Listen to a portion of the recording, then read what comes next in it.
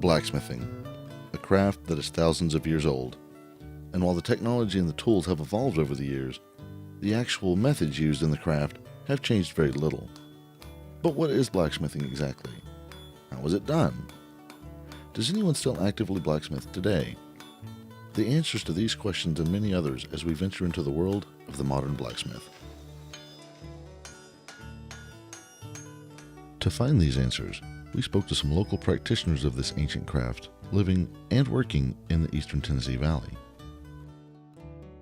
My name is Mike Rose. I've been blacksmithing probably for about 35 years. Got started when I was in college and graduate school at Southern Illinois, and worked at Dollywood as their master smith for 25 years. And currently I'm teaching at Pellissippi sculpture, 3D design, as well as blacksmithing classes there. My name is Kent Hepworth, and I'm an amateur blacksmith.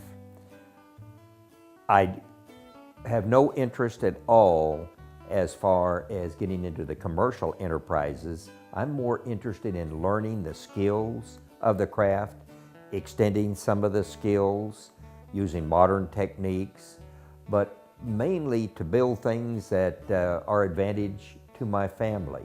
My name is John Enlow, and I'm an artist blacksmith here in East Tennessee. I began my blacksmithing career at Dollywood in the late 90s, learning from the master craftsmen there.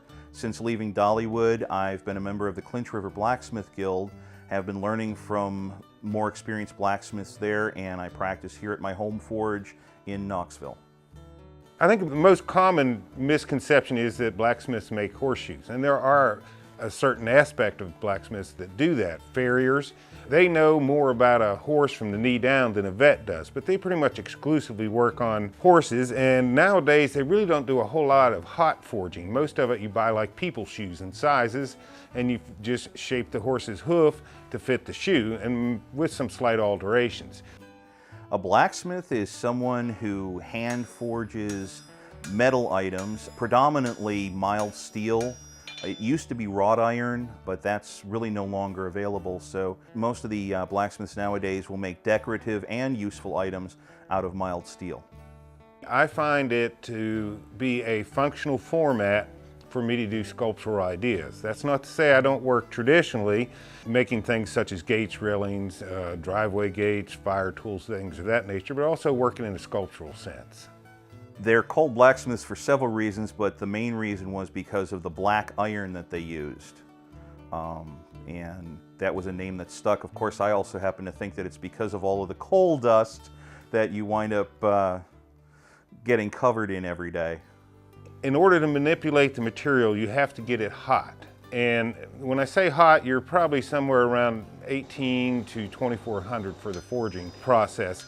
And you go by color. I don't have a pyrometer there in the forge. I look at the color, and ideally you want to work it at somewhere around a bright yellow, and you can continue to work it down to a red. When the steel gets hot, it gets plastic, just as clay does in its moist form. And then you can continue to form it. As it cools down, as I mentioned earlier, it'll tend to stiffen up and it'll start to tear and break, just as clay, when it starts to dry out, will start to tear and break. And as with most medias, whether it's metal or clay or glass, you want to work it in its plastic state. In order to reach this plastic state, the metal must be heated to around 2000 degrees. To achieve this, the smith relies on a forge, which can either be coal or propane powered. The most common form, and what most people think about when they talk about and think about a smith, is a coal forge.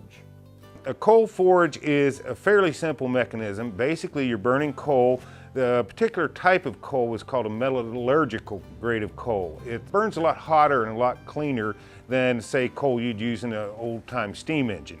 When you're working with a forge is when we take our coal and we bring in an excess of air, causing a much higher temperature, where we're actually able to heat our materials up to forging temperatures or even up to welding temperatures. To accelerate the coal, you have a blower or a forced air system, and that could be traditionally a bellows or a hand crank blower or electric blower. There's many different variations in the way you can supply the air.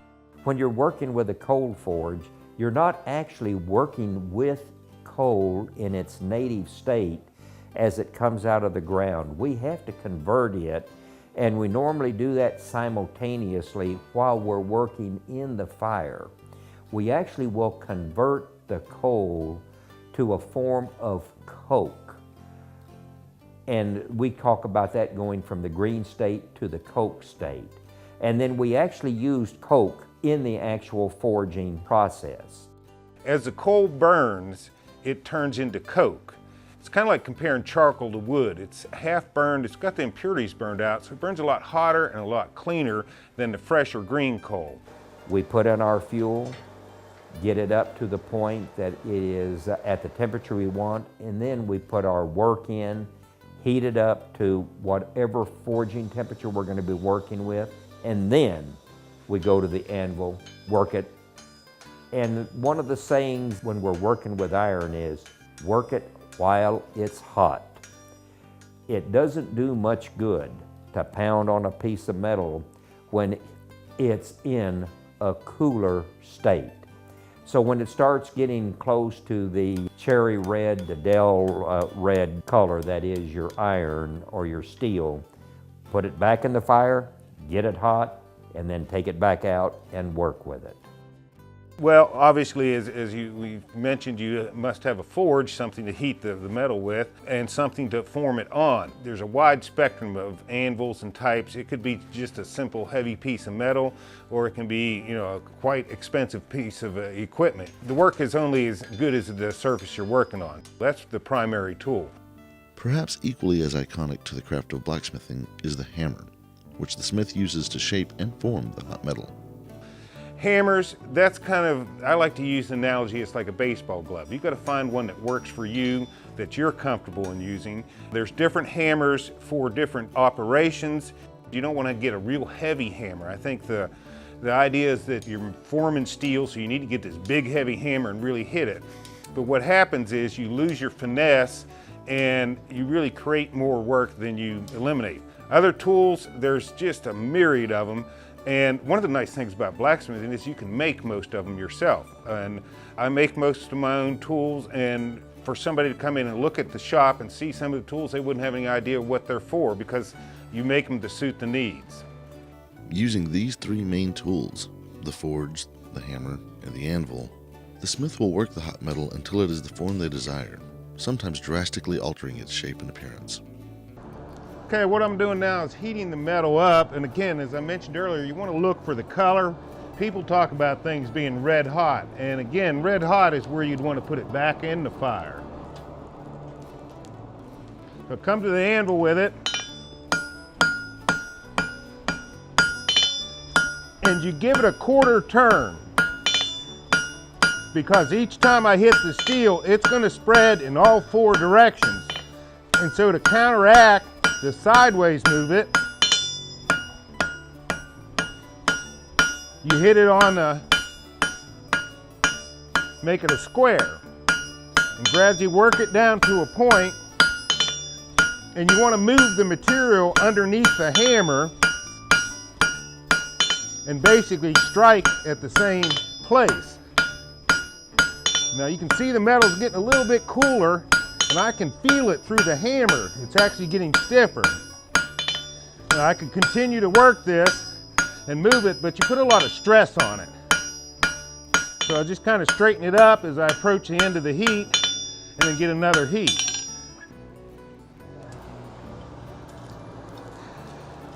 As you're working the fire, you need to maintain it. You don't want to have an open fire, because it's not the flames that heats the steel, it's the radiant heat that comes off the coals. So you want to work the fresh coal in from the sides, which allows it to smolder and then turn into coke, which gives you the optimum heat. The second heat doesn't take near as long because you're halfway there.